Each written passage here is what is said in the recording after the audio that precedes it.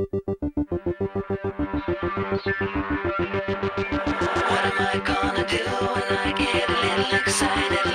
today I want to share with you the top 10 list. My goal is that you make your own top 10 list of things that you think are important to bring you structure to your life, to help you with your mental health. If you don't have a diagnosis but are watching this and have challenges with your mental health, number one is talk to a doctor. You don't have to talk to a psychiatrist. The first step is to talk to your primary care physician. This is how easy it is. Tomorrow when they're open, pick up your phone, call them up. Hey, I would like to schedule an appointment. They're like, oh, okay, we can get you here. They might ask, oh, what will you be seeing the doctor for? Say these 3 words. My mental health. Oh, okay, they will say. We'll see you then. Bye-bye. It's easy as that. Know who you're talking to. You're just talking to the person who's scheduling the appointment. Don't make it all emotional. You don't have to say, oh, for my depression and anxiety, oh my God, I'm losing it. I'm off the rails. Moving along. Number 2, meds. I'm med-free for 5 years. You should know that because that's the perspective that I speak from. I have also had 10 years of bipolar, and the first 5 I have been on meds. I don't think there's anyone that can escape taking meds. You can always have points. You can always be like me and at some point get off meds, but here we go. Meds. Let's say you went to that primary care doctor. Yeah, even if you spill your guts out or just say, hey, let's talk about my mental health, they only do 2 things. And you'll be like, wait, isn't that just one thing? They pick your med or meds and they set your dosage. That's it. Wait, that's what I need to know about meds? No. You need to know how to ask one question. And this will help you. So next time you go into your doctor, you might have another question. Come up with your own questions. Be inquisitive. This is the one question I think you should ask before you leave. Ask, if this med doesn't work, what would be the next one to try? Perfect. To finish it off, you might as well take your meds if you're going to take your meds. And if you're not going to take your meds, have the decency and courage to tell your doctor. Number 3, symptoms. All meds will have symptoms. The whole goal is to make your life easier. My life is hard. I need to ask someone for help. They give me meds. Wait, now I'm tired. I actually feel worse because I'm tired. And the meds didn't really work, but I'm tired all the time. My life is now worse. That's fine. Tell your doctor next time you see them. Your doctor does the 2 things. Oh, we have another med that helps out with that symptom, that side effect. Oh, they should all be side effects. Oh my God, I'm going to have to do this over again. Not symptoms, side effects. They make your life worse. But if they don't, hopefully the meds make your life better. Or balance it out. Tell your doctor if your life is becoming worse because of your side effects. Most doctors just add to the medicine. Oh, we got a medicine for that. That helps that side effect. Now I'm on another med. My side 2 cents is go to 5 different restaurants tonight. Then when you're sick in the morning because you ate all that takeout food, figure out which restaurant made you sick. I hope you understand the correlation. Number 4, your doctor works for you. I tapered off meds with 2 doctors, 3 different times, under supervision. There's nothing illegal about that. If my life ended, yeah, my parents, what are they going to do? Sue? But yeah, your doctors work for you. They can make their own decisions. Was that my doctor's decision to just taper me off of meds? Hell no. That was my decision. They supported me, even though one doctor strongly did not agree with it. Just know in every situation There's always a fair and balanced way to see things. If the doctor does not agree that I should not be on medicines, then they can refer me to another doctor and say, I do not want to be your doctor because you're not being compliant. So that's simple. But shoot, in my mind, I was sensible.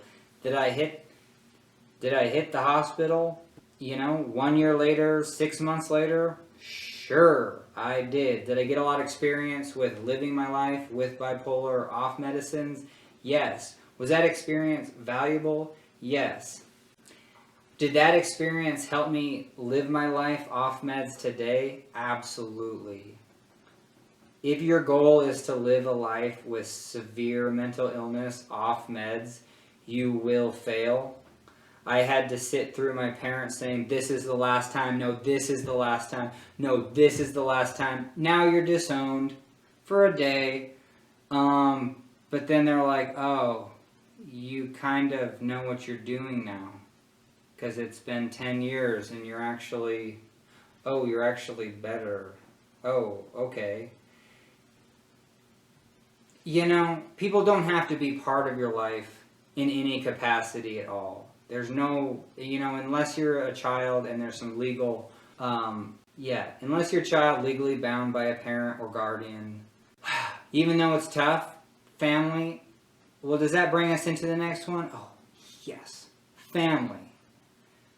Just know your family can or will make your life with mental illness twice as difficult.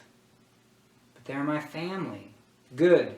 Tell them to go to the NAMI Family to Family class. NAMI, N-A-M-I, is an acronym for the organization that's nationwide. It's the National Alliance on Mental Illness. They're in every state. So even if you're in a rural area, see if it's within a quarter tank of gas. Even if these classes are an hour away from where you live, tell your family to go. It's a 12-week class. If NAMI does one thing that they will continue to doing for the rest of their existence, and there's one thing that can benefit the mental health community for people or family members or people that do not have diagnosis, it's that class. It's a starting point.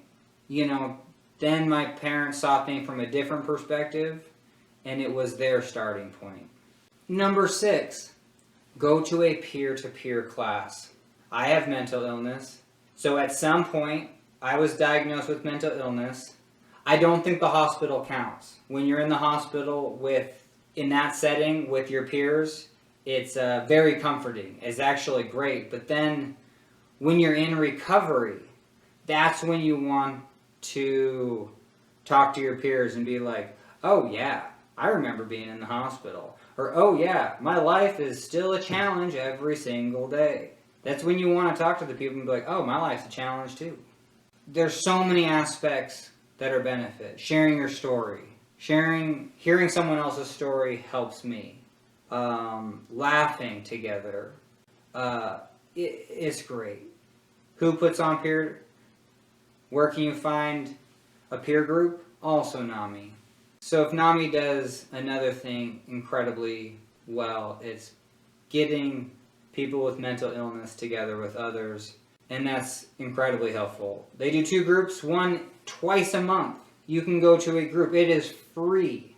You don't have to have an insurance card or figure out how you're going to pay for talk therapy. You get to go to the group. You can't talk the entire time, but you can get your $75 worth, or whatever an hour with a therapist probably costs $200 to $300 now. They also do a seasonal class that's a little bit longer and teaches you about all the different mental illnesses. That's helpful. That's kind of, in a short version, what the family-to-family class is learning. Number 7, let mental illness change your life. And be okay with that. How hard is it to, hold back that whatever the analogy is? That's a huge moment in your life that started with number 1 that had you find help. Hey doc, oh, I'll take a med. Just those 2 things. Before that point, you never were on meds. Did you not have mental health challenges? Hell no. You probably had mental health challenges from day 1. From me, like 3rd grade on. You know, that was my transition point where childhood trauma really took hold. But just know, before you sought help, before you started meds, there was a huge chunk of your life that you were living med-free. And you still had symptoms. You still had mental health challenges. You didn't have a diagnosis at the time, but maybe you can recognize that you were undiagnosed.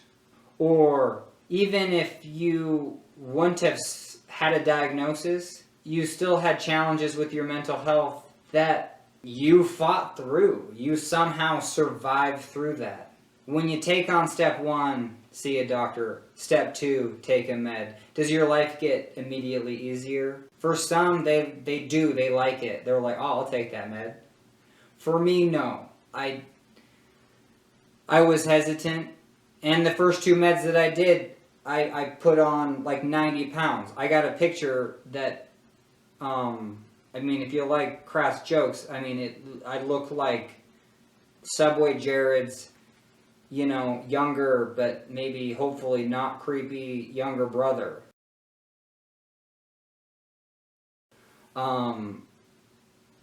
You know, the meds have so many symptoms that like, oh, is that now wrecking your life? Well, for me, I just, yeah, like that's too much. I don't want to put something in my body that has all these side effects. I would rather live my life healthily with mental illness. You know, it's why a smoker smokes and they're fine with that, because their life is their life during that time, even though they might die early. Same thing with bipolar, and that's even genetic. There's no law that says I have to take meds. There's no law that says I can't be who I am with mental illness. Just like the autism community is fighting, hey, we're not a mental illness. We are who we are. So let me be who I am. And that's really important to me. And I'm glad that other groups see that as important to them. Number 8, quit your job before you quit your life. Forget everything you know about coaches saying, don't quit, don't quit. Teachers saying, keep going, keep going. Everything in life is like, keep going. But if you know you are headed for a train wreck, you see it's impossible for people. I feel like I'm the only one that coins this. Quit your job before you quit your life. It's that simple. If you're going to quit your life, well then quit your job first. Might as well. And then you'll probably, you know, give yourself that. So, I like the 5-year plan. If I like to stay alive 5 years at a time. In my mind, if you have mental illness, maybe this can be a coin term, stay alive for 5. When people say, hey, where do you see yourself in 5 years? Fucking alive.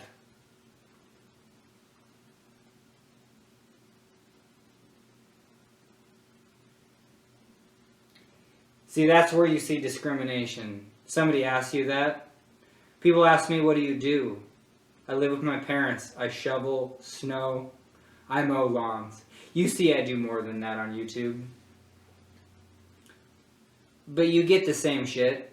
You get, oh, I guess whatever puts food on the table.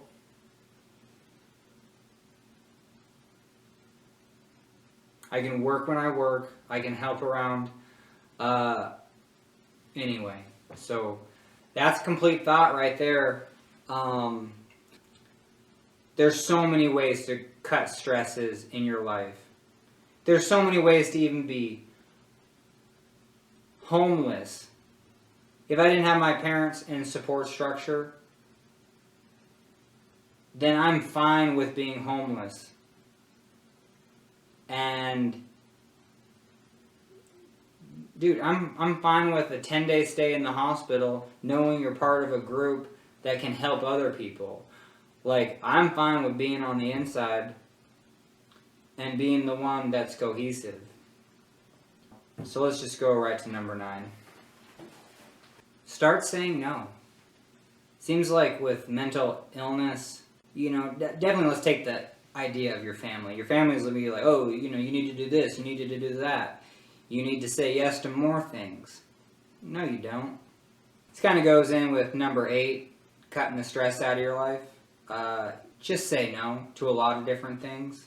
Yeah, and know yourself. Hey, I don't think I'm going to leave the house today. That's fine. Is it your first time not leaving the house? Or, you've done it. You've not left the house on certain days for the last 10 years. You know what that is. That's your safe place. If someone's trying to take that away from you, then that's inappropriate, because that's why you're saying no. You're not just saying no to yourself. You're saying no to someone else that's like, oh, let's try to get you out of the house. Are you ready for that? It's like, oh, let's try to get you in a more traumatic situation. So that's where, peers, that's where, if you go to the family-to-family course, you start to get it. But in our peer network, we already get it. It's like, if you're like, oh yeah, I couldn't get out of the house, like, oh, okay, yeah. Put it this way, at our peer group, nothing shocks us. Nothing. And it's not like we've heard it all, seen it all. It's just that's the compassion we have. If someone says they're going through a rough patch, or like they can or can't do that, oh my God, like how terrible is that to say, like, oh, just buck it up. And this comes down to a coin term that I would like to share with you. It's a modification of the golden rule. The golden rule says, hey, I actually want you to treat me, like you would treat yourself. Or, hey, I'm going to treat you like, yeah, I would, you would like to be treated. Oh, yeah, so there's the simple modification, yeah. I want you to treat me like I would like to be treated. But you know how people treat people? It's like, people do this. Well, I'm going to treat you like I was treated. Yeah, we all got abused. We all got mistreated. Yeah. We all have depression. We all have anxiety. Obviously, the people who have gotten severely abused need every bit of support they can get. But see that difference? That's where people treat you. I'm going to treat you from how I was treated. Yeah, you got yelled at, and now you're yelling at your kids. I wish I had kids. I would love to stop so many different paradigms. People treat you how they were treated. And that's unfair. That's where, just like family can make your life with mental illness twice as difficult, going to the store can make your life twice as difficult. Let's say your only objective is just to not have a traumatic experience at the store. Well, unless you're friends with the cashier or like know everyone in line behind you, you can feel judged by everyone. Part of my health with bipolar is a diet that works for me. And I'm going to share that with you later on this year. For sure. You will know it. Even if you don't want to eat the same foods, that's not the reason I'm sharing it. I mean, if you see the connection, great, but people don't work that way. But when I go to the store and buy a lot of this or a lot of that, yeah, I get judgment all the time. Oh, why are you buying so much of that? And you just don't need that. Small rudeness is unacceptable. Number 9 was start saying no. It helps your life in so many different ways. It puts you in charge. Let's go on. And the last one, number 10, try everything. And don't try everything, just start trying everything. Until you can find the one things that work. Hey, that worked. Got it. Hey, that worked. I got that. Perfect. I got 2 things. Find those one things that work. Part of me showing you my life with bipolar is so you can see the things that worked for me. See how I incorporate them in a daily part of my life. And yeah, I'll try to catch myself as much as possible of wanting people to be like, oh, you should do that. Oh, you should do that. No one wants to walk in your shoes. Gross. But if you want to buy me some shoes, yeah, well, don't buy me those ones. Maybe, will you buy me these ones? Yeah, if you bought me those ones, I'd wear them. That's how life works. So, if you feel like I'm buying you a pair of shoes, or, hey, I'll give you 3 pairs of shoes to buy, then I feel like my job will be successful. Thank you for supporting me. Thank you for watching. Thank you for having the courage that you have.